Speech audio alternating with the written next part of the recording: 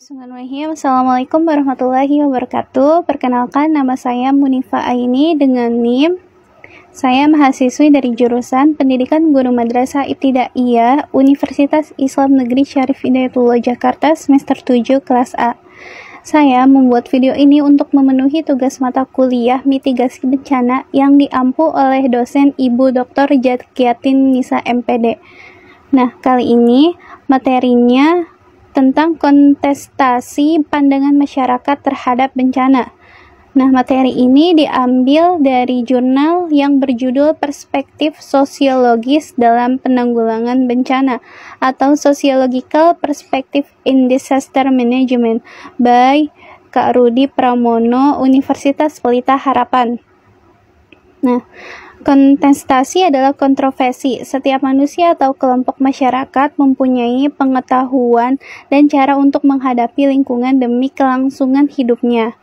Pengetahuan dan cara ini dikenal sebagai wisdom to cope with the local events atau sering disebut dengan istilah local wisdom. Wisdom to cope with local events, sebagai contoh di masyarakat Simuel dikenal local wisdom yang disebut SMONG, yaitu suatu pengetahuan yang diwariskan secara turun-menurun dari generasi ke generasi untuk bertindak bila masyarakat menghadapi bencana tsunami. Nah, mekanisme ini dalam menghadapi kejadian atau coping mechanism terbentuk dan lahir dari pengalaman, pengetahuan, pemahaman, dan pemaknaan terhadap setiap kejadian, fenomena, harapan, dan masalah yang terjadi di sekitarnya.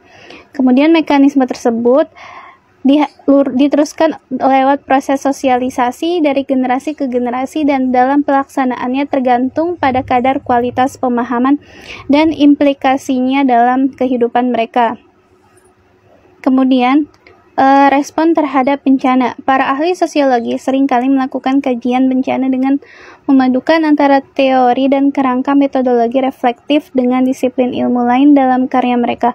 Nah, salah satu karyanya yakni yang ditulis oleh Drabeck dan Houtmer pada tahun 1991 menunjukkan percampuran konsep, simpulan, dan analisis sosiologi administrasi publik dan berbagai disiplin ilmu lain. Beberapa berkaitan literatur dalam respon terhadap bencana terbagi dalam beberapa tahapan. Nah, yang pertama ini ada tahapan respon.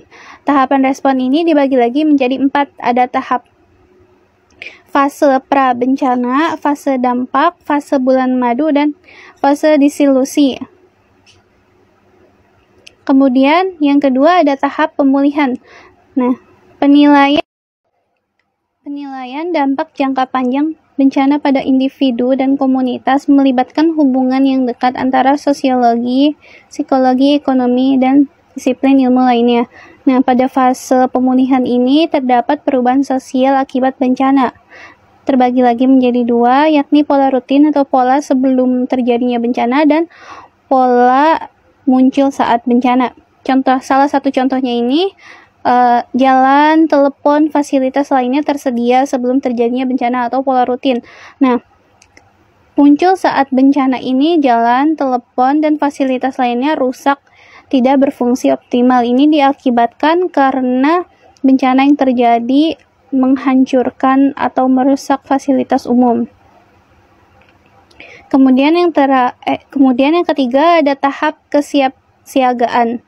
Penggunaan ilmu sosial dalam profesi kepariwisataan yang dilakukan Drabeck menunjukkan tingkat kerentanan terhadap krisis bencana.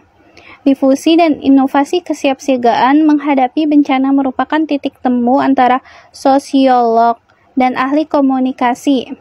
Nah, dalam sejarah ilmu sosial berkaitan dengan adopsi dan implementasi penggunaan teknologi di beberapa lembaga penanggulangan bencana, pemasangan peralatan teknologi peringatan bencana, pembuatan bangunan tahap bencana, dan sebagainya. Dan yang terakhir ada tahap mitigasi. Mileti tahun 1980 melakukan formulasi paradigma umum untuk melakukan penilaian penyesuaian manusia menghadapi risiko terkait dengan perubahan lingkungan yang ekstrim. Karya ini dikembangkan tahun 1999 dengan kerangka kerja pendekatan mitigasi ancaman serta berkelanjutan. Nah, jadi kontestasi kontestasi pandangan masyarakat terhadap bencana ini seperti kalau misalkan di Indonesia ini ada Gunung Merapi yang pada tahun 2006 itu meletus. Nah, Gunung Merapi mempunyai dua sisi maksudnya dua sisi. Yang pertama sisi baik dan yang kedua sisi buruk. Sisi baik yakni Gunung Merapi mengakibatkan tanah di sana menjadi subur. Nah, untuk sisi buruknya, Gunung Merapi juga memakan korban jiwa jika ia sudah meletus. Kepercayaan masyarakat di sana berjurus dengan juru kunci yakni Mbah Marijan yang waktu itu beliau wafat karena menjaga Gunung Merapi. Sekian video ini, semoga bermanfaat. Kurangnya mohon maaf. Wassalamualaikum warahmatullahi wabarakatuh. Terima kasih.